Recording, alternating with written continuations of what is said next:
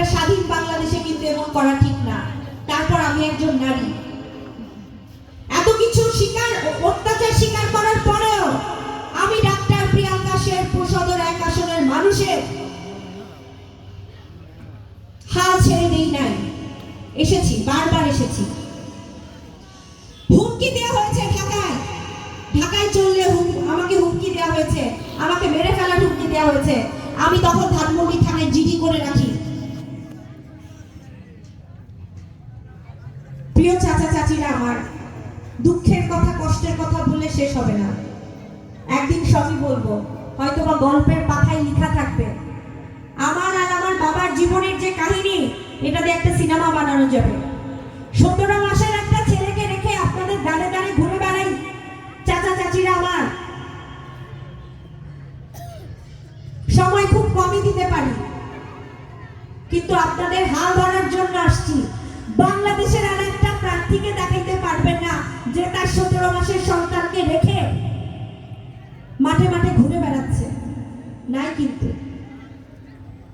এই ত্যাগগুলো আপনাদের স্বীকার করতে হবে এবং আপনারা আমাকে শুধুমাত্র, আপনাদের হাতে চাবি, আমি আগেই বলেছি, শুধু আপনারা সুন্দরভাবে ধানের শীষের প্রতীকে ভোট দিয়ে এই তালাবদ্ধ গেট আপনারা খুলে দিবেন।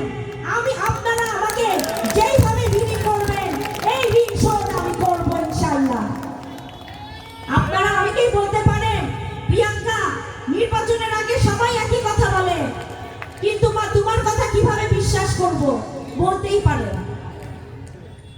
দেখেন প্রিয় চাচারা আমার, রাজনীতি বাংলাদেশে এমন একটা পর্যায়ে আসছে যেখানে তারেক রহমান সাহেব 85% মানুষকে, উচ্চ শিক্ষিত মানুষকে ধানের শীষের প্রতীক দিয়েছে। 1, 2 নাম্বার, বর্তমান রাজনীতিতে যে সকল নতুন দল তৈরি হয়েছে এবং নতুন নতুন দল আসছে, তারা কিন্তু সকলে আমরা মোটামুটি পর্যায়ের তরুণ প্রজন্মের।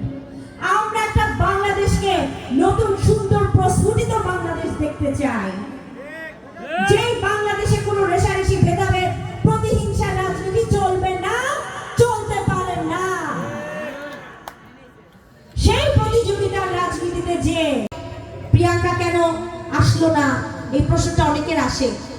কিন্তু আমি যখন শুনি আমার আত্মীয় স্বজনের উপর হামলা, জাতি ধর্ম বর্ণ নির্বিশেষে, রাজনৈতিক ব্যক্তি অরাজনৈতিক ব্যক্তি, সকলে আমার রোগী, সকলকে আমি সমানভাবে যেমন চিকিৎসা দিব, একইভাবে শেরপুর সদর 1 আসনের প্রত্যেকটা মানুষ আমার বন্ধু, আমার শত্রু, আমার সামনে যারা থাকবে, আমার পিছনে যারা আমাকে ছুরি দিবে, সকলের দায়িত্ব কিন্তু আমার, যদি আমি এমপি হই। কাজে আমি চাই না কেউ খারাপ থাকুক, কেউ কষ্টে থাকুক। 17 বছর আমরা রাজনীতি দেখেছি, ফ্যাসিস্ট আমল দেখেছি। যদি ইনশাআল্লাহ দল ক্ষমতায় আসে, সদর আসন থেকে ধানের শীষের প্রতীকের প্রার্থী এমপি হতে পারে, শেরপুরের সকল রাজনৈতিক দলের কর্মী ভালো থাকবে ইনশাআল্লাহ। কিন্তু কেউ যদি অন্যায় করে, সে নিজের দলের কর্মী হোক, অন্য দলের কর্মী হোক, আইন সকলের জন্য সমান। কিন্তু যদি কেউ অন্যায় করে,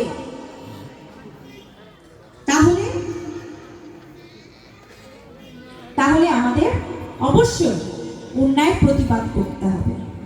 আর আমাদের শেরপুর সদরে স্বাধীনভাবে যেন সকলে রাজনীতি করতে পারে, স্বাধীনভাবে যেন আলোচনা সমালোচনা করতে পারে, সেই সুযোগ আমি ডাক্তার প্রিয়াঙ্কা দিব।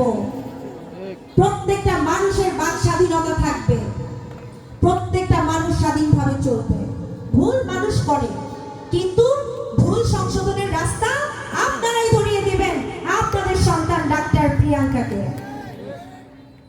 আপনাদের কাছে আমার অনুরোধ চাচারা, আমাদের যেই অন্য রাজনৈতিক দলের কর্মীরা যারা ভয় আছে, যারা বাড়িতে থাকতে পারে না, আপনারা তাদের কাছে গিয়ে আমার বার্তা পৌঁছে দিবেন।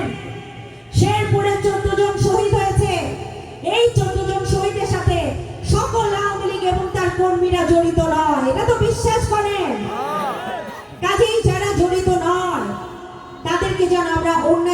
মামলা বা জেল জুলুম না দিই। কারণ একটা পিতা, একটা স্বামী বা একটা সন্তান যখন দীর্ঘদিন জেলে থাকে, সেই পরিবারের উপর কি কষ্টটা যায় সেটা আমি ডাক্তার প্রিয়াঙ্কা অনেক ভালো বুঝি। আমার বাবা 3.5 বছর জেলে ছিল, কি পরিমাণ অত্যাচার সেটা আমি জানি। তারপরেও নির্বাচন করার পর শেরপুর সদর 1 আসনে আমাকে যখন বলা হয় আমি যদি শেরপুরে যাই আমার বাড়িতে আগুন ধরিয়ে দেওয়া হবে, আমার আত্মীয় স্বজনকে অ্যারেস্ট করে দেওয়া হবে, তখন চাচারা বলেন তো আমি কি করতে পারি একটা অভাগা সন্তান হিসেবে? আমার কি করার আছে আপনারা বলেন। চিন্তা করছি ডাউন খাওয়া মানে ওনার একটা হাত কমে যাওয়া, একটা এলাকার উন্নয়ন কমে যাওয়া, এটা কি মেনে নেওয়া যায়? আচ্ছা, আরেকটি কথা বলি। এই যে আজকে আমরা স্বাধীনভাবে কথা বলতেছি, দীর্ঘ 1.5 বছর হয়ে গেল, ধরলেন অন্য কোন দল সদর 1 আসন থেকে এমপি নিয়ে জাতীয় সংসদে গেলেন, বাংলাদেশ জাতীয়তাবাদী দলের কর্মী হিসেবে আপনি কি শান্তিতে থাকবেন? ঘরে থাকতে পারবে? সন্তানরা পারবে থাকতে? কঠিন হবে চাচারা, ব্যাপক কঠিন হবে। এবং ধানের শীষে আমরা যারা পথ নিয়ে আছি, আপনি, আমি, আমরা, সামনে পিছনে সকলে, আমাদের গুরুত্ব কিন্তু সদর 1 আসনে। নিজেদের অস্তিত্বের লড়াই আমাদের শুরু হয়ে গেছে চাচারা আমার। প্রত্যেকটা রাজনৈতিক দলের প্রার্থীকে দিয়ে সামনে শক্তিশালী ভাবে এগিয়ে যাব।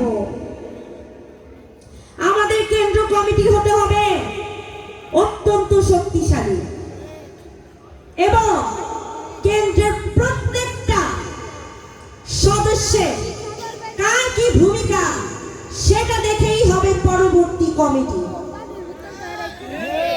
যার যেরকম গুরুত্ব আছে তার সেরকম পদের মূল্যায়ন থাকবে, যার যেরকম গুরুত্ব ছিল না এই জাতীয় নির্বাচনে তার পদেরও কোনো মূল্য থাকবে না। এটার সাথে একমত সবাই? তাহলে সেইভাবেই চলুন, আমরা এগিয়ে চলি ধানের শীষের পক্ষে। আমাদের সন্তানদের বাঁচানোর তাগিদে, নিজেদের পরিবারে বাঁচানোর তাগিদে। সামনের দিনগুলা কিন্তু ভয়াবহ। 1 আওয়ামী লীগ গেছে, আরো 10টা আওয়ামী লীগ অপেক্ষা করছে, আরো 10টা রাজনৈতিক দল তৈরি হচ্ছে, আরো 10 জন প্রতিবাদী মুক্তিযুদ্ধ নেতা থেকে থাকে। তিনি হচ্ছেন আমার পিতা জনাব মোহাম্মদ হযরত আলী। এটা তো বিশ্বাস করেন?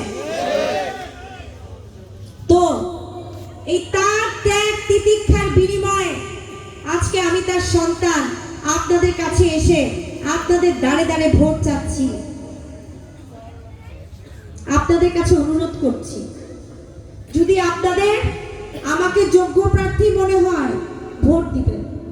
আমার থেকে যদি যোগ্য অন্য কোনো প্রার্থীকে মনে হয় আপনারা তাতেও ভোট দিবেন, তাতে আমার কারোর প্রতি কোনো রাগ থাকবে না।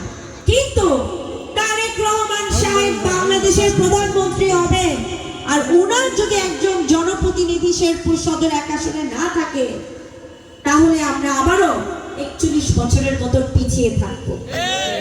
এবং এর ক্ষতি এবং এর দায় কারা নিবে জানেন? আপনি, আপনার পরিবার, আপনার সন্তান, আপনার নাতি, আপনার পুতি, আপনার ধুতিরা। কারণ এই সদর 1 আসনে সর্বকনিষ্ঠ প্রার্থী। কাজেই বাংলাদেশের প্রত্যেকটা আসনের মানুষ এই সর্বকনিষ্ঠ প্রার্থীর আসনের দিকে তাকিয়ে আছে, যেমনটা 18তেও ছিল। দ্বিতীয়ত, যে 12 জন চিকিৎসক ধানের শীষের প্রতীকের মনোনয়ন পেয়েছে তার মধ্যে একমাত্র নারী প্রার্থী আমি। সুতরাং সারা বাংলাদেশের সকল চিকিৎসকের চোখ কিন্তু এই শেরপুর সদর 1 আসনের দিকে আছে। তৃতীয়ত, আমি ডাক্তার প্রিয়াঙ্কা সেই 18 সালে যেই নির্বাচন করেছিলাম, ডিসি অফিসে প্রতিবাদ করেছিলাম, ফেসবুক লাইভে গিয়েছিলাম, করে কম বেশি সবারই কিন্তু মনে আছে। কাজেই সবাই ওই 18 সালের খোঁজ নিতে শেরপুর সদর 1 আসনের ব্যাপারে বিশেষ গুরুত্ব দেয়। চতুর্থত, যে সকল ধানের শীষের প্রতীকে মনোনয়ন পেয়েছে তার মধ্যে আমি একজন। সুতরাং তরুণ যারা আছে, বাংলাদেশের তরুণ যুব সমাজ, আমার ছোট বড় ভাই বোনেরা, তারাও কিন্তু শেরপুর সদর 1 আসনের দিকে তাকিয়ে আছে। পঞ্চম, জনাব তারেক রহমান সাহেব দীর্ঘ 41 বছরের ইতিহাসে যেই আসনে ধানের শীষের প্রতীকের কোনোদিন জয় হয় নাই, সেই আসনের দিকে তিনি বিশেষ নজরদারি রেখেছেন। কাজেই প্রাণপ্রিয় চাচারা আমার, মিটিং এ আছে, নির্বাচনে জিতি অথবা না জিতি তাতে হয়তো বা আমার একটু কষ্ট লাগবে, কারণ আমার বাবার যে ত্যাগ, তিতিক্ষা, পরিশ্রম রাজনৈতিকভাবে তিনি করেছেন, যে পরিমাণ ব্যবসায়িকভাবে ক্ষতিগ্রস্ত হয়েছে। ধানের শীষ থেকে চাল হয়, চাল থেকে ভাত হয়, আর যেই ভাত খেয়ে আমরা আমাদের জীবন জীবিকা নির্বাহ করি চাচারা। শেরপুরের মাটিতে এই ধানের শীষের প্রতীক আমরা প্রতিষ্ঠিত করতে পারিনি।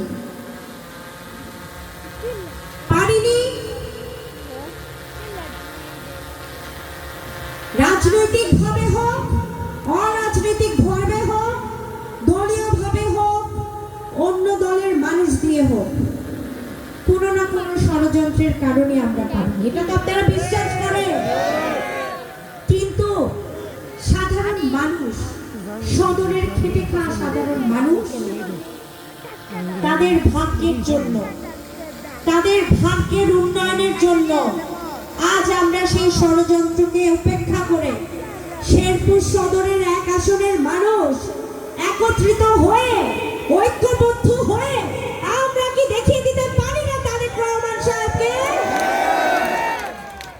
যে সদরের মানুষ আজ আমরা জোটের রাজনীতি করি না, পদ পদবি এক দলের, আর নির্বাচন করি অন্য দলের। সেখান থেকে কিন্তু আমরা সদরের মানুষ বের হয়ে এসেছি, আসি নাই? কাজে যেই সদর 1 আসনটা একটা ঘুমন্ত বিএনপি ছিল, সেই ঘুমন্ত বিএনপিকে জাগ্রত করা হয়েছে। সেই সদর 1 আসনের মানুষ আমরা। 2018 সালে আমি ডাক্তার প্রিয়াঙ্কা 33,500-এর উপরে ভোট পেয়ে ময়মনসিংহ বিভাগের মধ্যে প্রথম হয়েছিলাম। কোন নির্বাচন সেটা? সেই নির্বাচন যেই নির্বাচনে দিনের ভোট রাতে হয়েছিল, সেই নির্বাচন যেই নির্বাচনে দিনের ভোটে মাত্র 1 ঘন্টা হওয়ার পর ডাক্তার প্রিয়াঙ্কার ধানের শীষ বন্ধ করে দেওয়া হয়। আর এবারে নির্বাচন তো দিনের ভোট দিনেই হবে। কাজেই দিনের ভোট দিনের নির্বাচনে এরকম যদি 8 ঘন্টা ভোট হয়, তাহলে 14টা ইউনিয়ন এবং পৌরসভা থেকে কি পরিমাণ ভোট আমরা পাবো একবার চিন্তা করেন। ধানের শীষের প্রতীক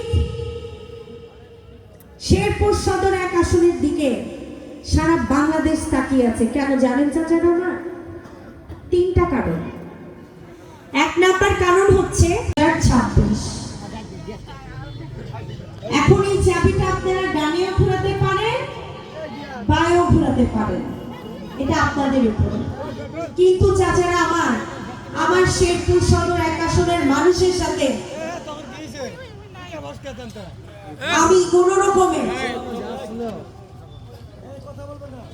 ভাগ্যের ছিনিমিনি খেলবো না। অতীতের দীর্ঘ 41 বছর পর্যন্ত শেরপুর সদরের মানুষের সাথে ভাগ্যের সাথে ছিনিমিনি খেলা হয়েছিল, এটা তো আপনারা বিশ্বাস করেন? যারই কারণে আমাদের শেরপুর সদরে নেই কোনো মেডিকেল কলেজ, নেই বিশ্ববিদ্যালয়, নেই হাসপাতাল, নেই কোনো উন্নত মানের সড়ক ব্যবস্থা, নেই কোনো কোল্ড স্টোরেজ, যেটা থাকলে আমার কৃষক চাচাদের জন্য আজ ন্যায্য মূল্যায়ন পাওয়া সম্ভব হতো, সেটি আজ নেই। এবং আমার মা বোনদের আজ নিরাপত্তা নেই সমাজে, যুবকদের কর্মসংস্থানের ব্যবস্থা নেই। আমরা শেরপুরের মানুষ যে হতদরিদ্র, সেই বাংলাদেশ সৃষ্টির পর থেকে সে একইভাবে আছি আমরা, গরিব, অভাগা, অভাবী জাতি হিসেবে। আর আমাদের শিক্ষার হার তো নেই বললেই চলে। কাজেই চাচারা আমার, এখন দিন এসেছে জনাব তারেক রহমান সাহেব এই ধানের শীষের ভার শেরপুর সদর 1 আসনের মানুষের হাতে তুলে দিয়েছে। এই ভার আমাদের নিতে জানতে হবে, এই ভার আমাদের নিতে হবে। এই প্রতীকের ভার যদি আমরা নিতে না পারি, তাহলে আমরা শেরপুর সদরের মানুষের হাল কিভাবে ধরবো চাচারা আমার? শেরপুরের 4,47,000 ভোটারের ভাগ্য এই ধানের শীষের প্রতীকের উপর নির্ভর করছে চাচারা।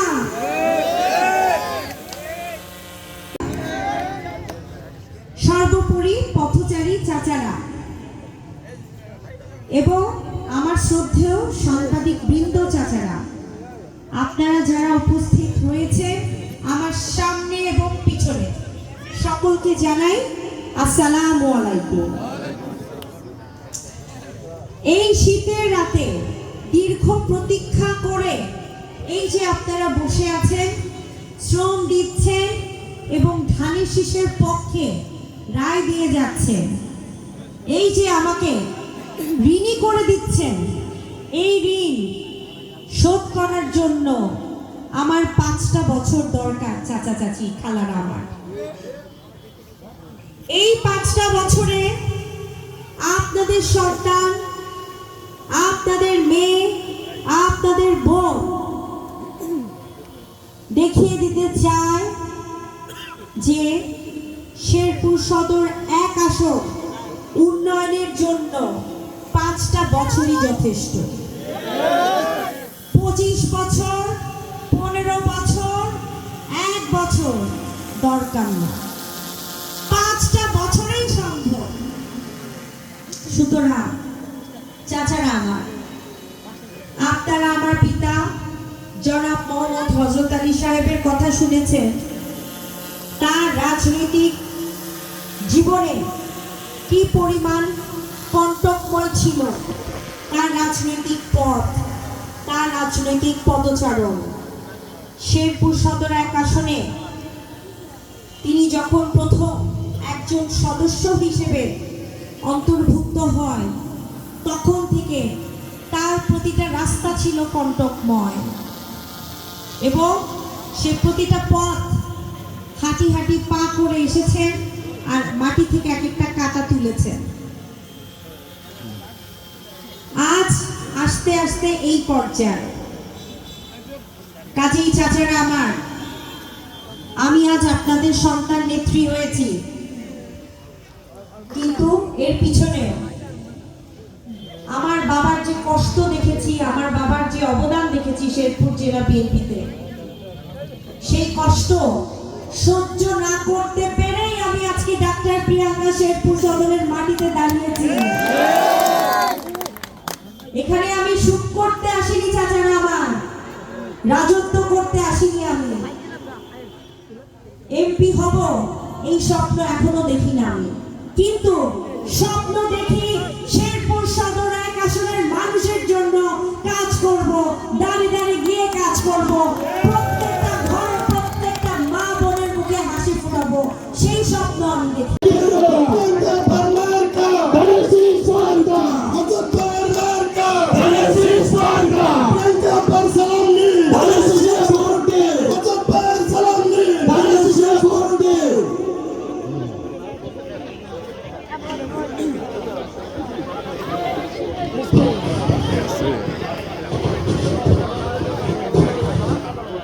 হ্যালো, ঠিক, হ্যালো, হ্যালো।